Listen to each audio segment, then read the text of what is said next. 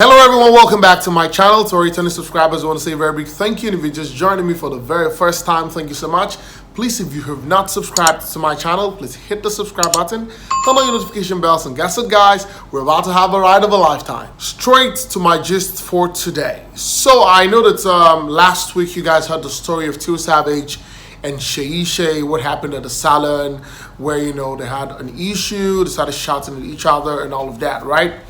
And of course, Tiwa Savage had this built up, whatever, with regards to what Seyi Shay and, what's her name again?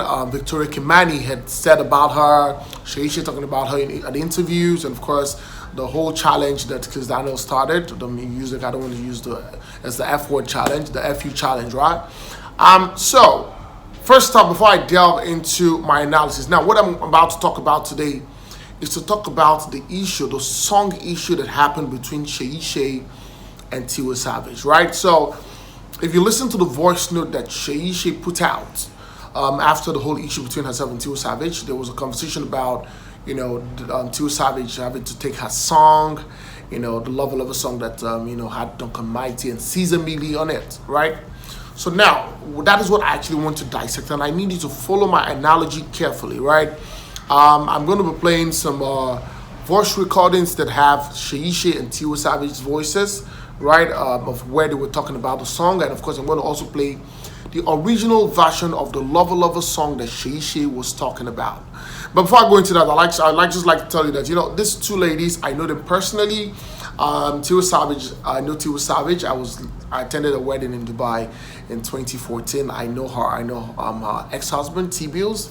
And we kind of have a relationship, right? I mean, of course, official, professional, industry kind of relationship.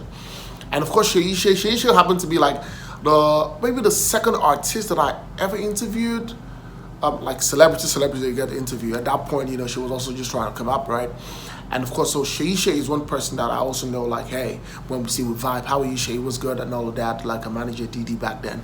So right now, this is the story that happened. Seyi Shay recorded the LovaLova Song, was the person who recorded the LovaLova Song, and she recorded the song at a producer's place called Gospel on the Beat. Oh, okay. I think I hear it.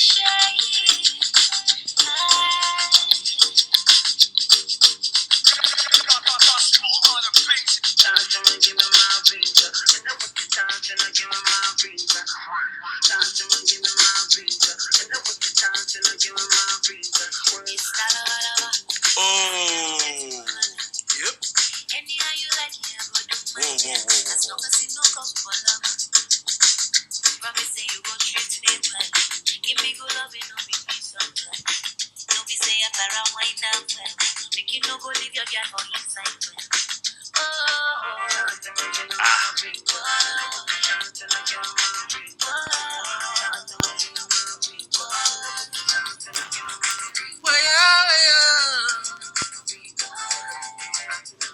Now, Gospel on the Beat is a Nigerian producer. Of course, he has a band group. I've forgotten what they call themselves right now, but they play very well, right? So, Gospel on the Beat is a producer, and now recorded the LovaLova Song by Seyi Shay that also had a particular artist called Caesar Millie. Caesar Millie is a guy who's on the Wizkid, you know Caesar Millie. He sang Banger Jigga Mandy. I don't know the lyrics of that song anyways, but you know him, right? If you listen to the LovaLova Song, or you've seen the video that had Tiwa Savage, Duncan Mighty, and Caesar Millie, that's the guy. So he was also on Sucker, right? He chorused the Sucker, Sucker, Sucker. He chorused that part too. So now, Seyi Shay and Caesar Millie were in the studio, recorded the song. According to this voice I'm going to play for you right now, Seyi Shay recorded the verses, gave the melody to that, to the song they were recording and all of that. Now, one thing I got to understand is the fact that when you're in a studio, so if I'm in a studio with Seyi Shay right now, or Tiwa Savage, or Wizkid, and they're recording the song, if I drop a vibe or a line on that song, I have got right to whatever I drop on that song, right? So now, after Seyi Shay did all of that, Caesar Millie, the next thing is this. I think there was an issue between Seyi Shay and Caesar Millie. Caesar Millie now took that song and went to meet Tiwa Savage. Now, he didn't play the Seyi Shay's recorded version with her voice for Tiwa Savage. He played his own voice. He chorused, he sang what Seyi Shay had already sung, right? Played it for Tiwa Savage, and Tiwa was happy to jump in it. Because from what the conversation that we had here, Tiwa Savage says she would never jump on a song that has somebody in it. And that she's never going to jump on a song that has somebody in it. She would jump on the song that somebody has created. She would rather be on the song with the person who created the song, right? So now, Caesar Millie, from what we have here, recorded the song, Sheyi's part with his own voice, played it for Tiwa Savage. That was what Tiwa Savage said. And because Tiwa Savage just liked the song, she changed one or two things from the song, and boom, the song became a hit. So I think Seyi Shay was out of the country, saw the video to the song, so listened to the audio, and then called Tiwa and said, hey, I think she calls her Hey Love. That was back then, right? And said, hey, this song, blah, blah, blah, this is my song. So I think that they had been having conversations before that time. Seyi Shay's manager had called Tiwa and said that, you know what, this song is Seyi Shay's song. I didn't know how you got the song and all of that. Then, Seyi Shay now called Tiwa and said, this song is my song. I don't know what they told you about the writing of the song. So Gospel on the Beat already told Tiwa Savage that Seyi Shay had no hand in the song. Caesar Millie also went to Tiwa Savage without even telling Tiwa Savage that Seyi Shay was the original owner of the melody, the lyrics of the song. So right now, Tiwa Savage jumped on the song and Seyi Shay saw it, and next thing Seyi Shay had to start making calls and say, you know what, hey, this song is actually mine. So right now, this audio is quite long, right? But I'm going to just play it for you, and I need you to listen attentively to what really happened, and then I'll come back and give you my own opinion and suggestions. Okay. So look, Tiwa, yeah? I don't want I don't want negative vibes, yeah? Everybody has called me, from Auntie Azuka to Tasha to Kamal to every different people way. I'm sure maybe you don't even know about this matter. And they've told me that one way or another, either way, you're not going to give me any credit for what I allegedly wrote on this your record. Yeah? And I'm not happy about that, but I can't beg you for credits. Do you understand? I'm told that you have evidence that Gospel said I didn't have anything to do with it. Whoa. Gospel also told me that, yeah. Pause, please. Spoke to you. Pause. Right? And he told you that the song was not brought, but we all created it in the studio. Right? I don't know how far your conversation went with him, but I've spoken to him, and he admitted, and he confessed. He said, yo, I know what part you wrote. I know your melody. I have everything here in my studio, and I know when you did it, and I know what you did. I said, exactly. Do you understand? So I have him too saying that. Do you understand? And even Caesar, I have him too saying it. I have the Snapchats of the day that we were happy about what we wrote. I have my voice notes. You as a writer, you know when you're writing a song, you record it, maybe you put it on voice notes or whatever. I have that. I have the Snapchats. I have the demo. There's no need for me to lie or to fight you on top of this matter where it's not going to even make me rich. I don't want money. I don't want any of that. My team have been pressuring me to go for my credit and go for what's rightfully mine. And that's all, I think Kamal tried to do when he spoke to you. And even when I tried to speak to you that day too, just let you know. Because what Caesar did really, is a bit messed up. Because I know that if you knew that I hadn't had anything to do with that song, you may not have actually taken it. He's played me your songs as well. And I said, I don't want them. Do you understand? I just feel like it's getting out of hand. I didn't tell anybody that I wanted to go public or do anything like that. I just wanted you to know my involvement in that record. When I heard your single out, I called Caesar immediately. I was like, yo, he didn't say anything to me for almost 2 weeks. Do you understand? And when I finally did speak to him, it was after my manager had spoken to him. Yeah? And my manager had gotten a confession out of him. Can you believe? He was now telling me, oh, fuck me, fuck this, fuck that. And I said, Caesar, are you sure that you want to say that I didn't write anything? He said, you didn't write anything. Not knowing that I've already spoken to my manager. My manager has told me that he's already caught him, that he's already admitted. So why he's doing bravado with me, I don't know. But like I said, I don't want to beg you. Yeah. I can't be begging you for, credits and all these things. Do you get? Like, it doesn't make sense. So since you don't want to acknowledge that or credit me or whatever, I just want you to know that yes, I did have a lot to do with that record because it was my session, it was my vibe. I told Gospel what I wanted, I told Caesar what I wanted, I changed the parts that I didn't like, I used my own melody for that hook that his own voice is on, that he's doing. I have everything, I have all the evidence. Do you understand? And if I wanted to fight with you, honestly, I wouldn't be doing it this way. And I don't want any problems between you and I, because the same place that song came from, or the vibes or the idea, is the same place many more songs will come from. So it's not really about fighting or any of these things. Like, I can write songs like that or melodies like that in my sleep. Doesn't matter, and I'm sure you can too. Talk your shit, Shay. Talk your shit. That boy is lying to you, yeah, and I have no reason to lie, and I'm even happy that it's you that sang it because it sounds dope. Do you get? But as long as you just know, I free the song for you. Let's be honest. It's fine, have it. Just take it. It doesn't matter. I'll free everything. Does Tiwa Savage respond? Just want you to know that, Tiwa. Yeah, yes.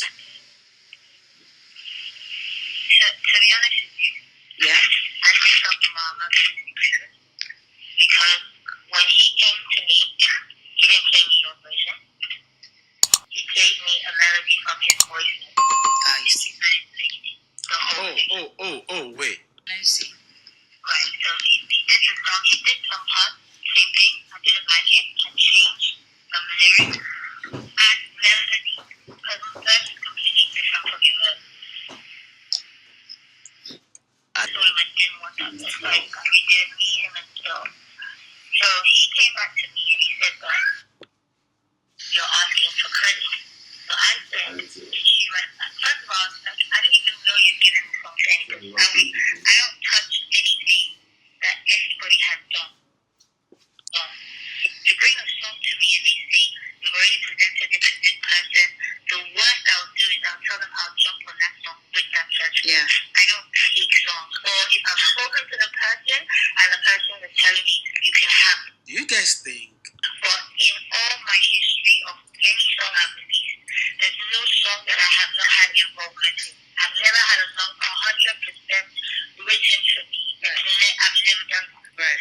And when he told me that you wanted credit, that was the first thing I asked. I said, you can only get credit if you're part of the writing.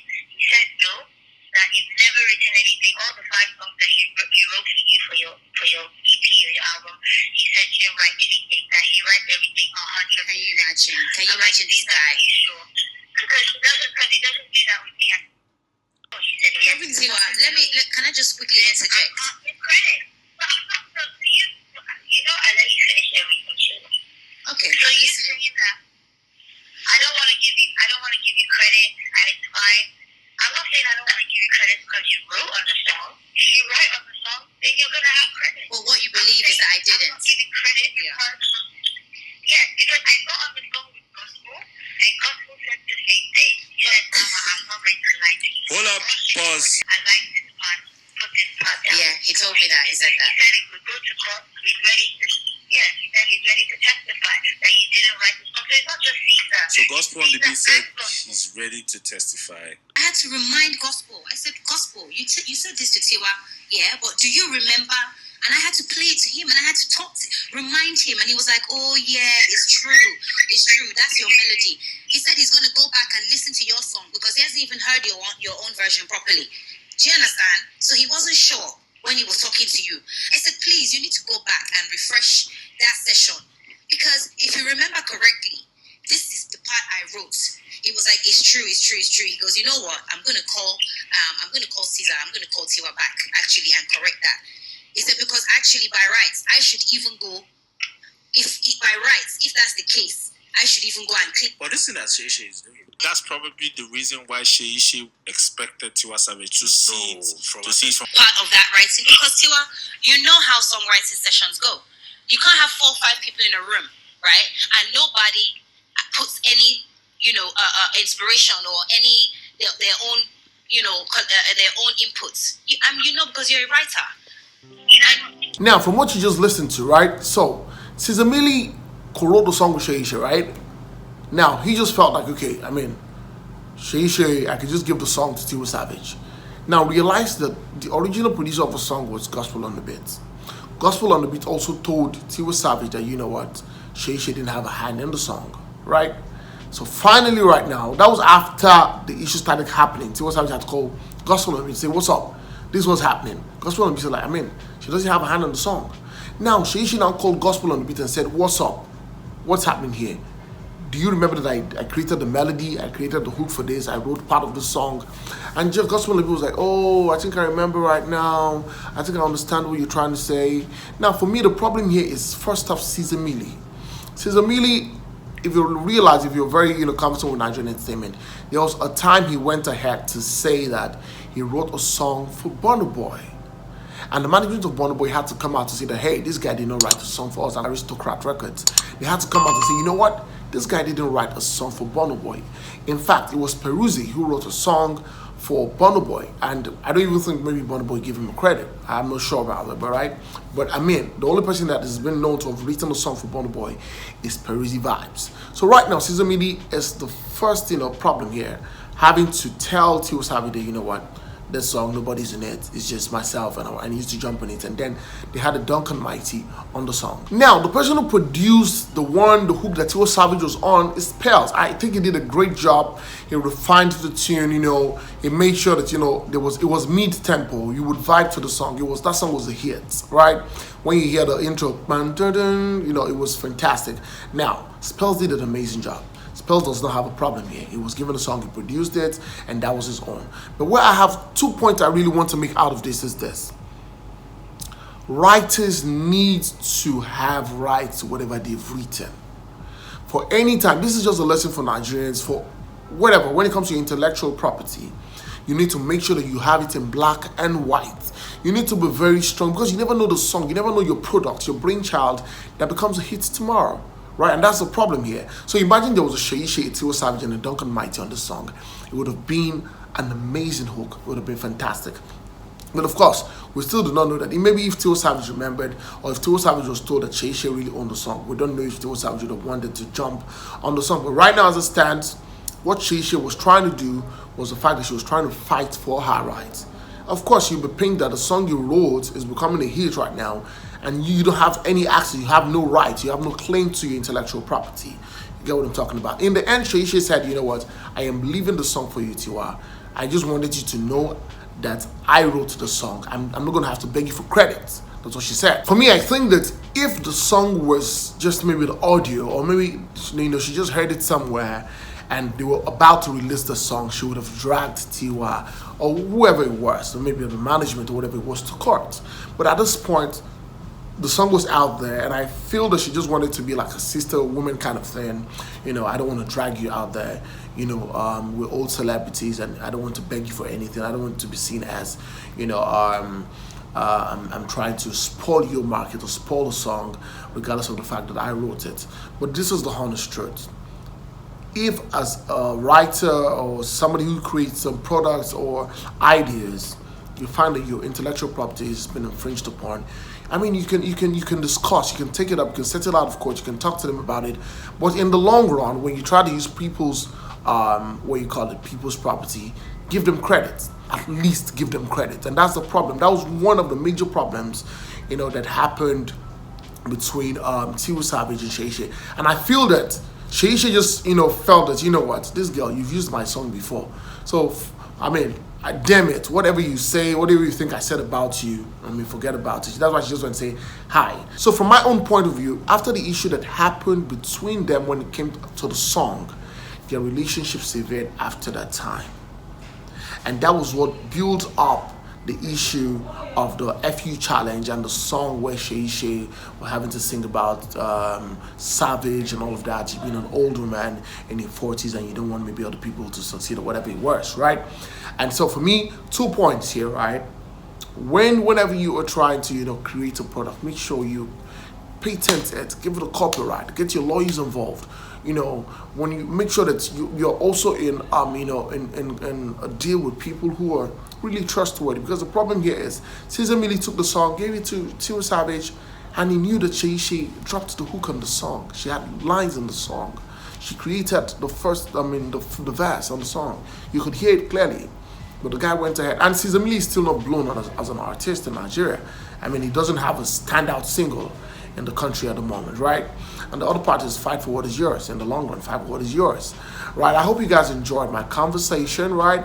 I just wanted to tell you, what happened between these two people, right? So please get ready for the reunion. I'm excited about the reunion. I'm going to be coming live, giving you the best of reviews from this reunion. I can assure you this reunion is going to be juicy. Trust me. So every night, expect the reunion just from me right here on my channel. Please, if you have not subscribed to my channel, please hit the subscribe button, turn on your notification bells, and guess what? You get notified whenever I post a video. Go on all social media platforms on Facebook, on Instagram, on Twitter, and of course on TikTok, and follow me at Femi Daniel. And until next time I come your way very soon, it's bye for now.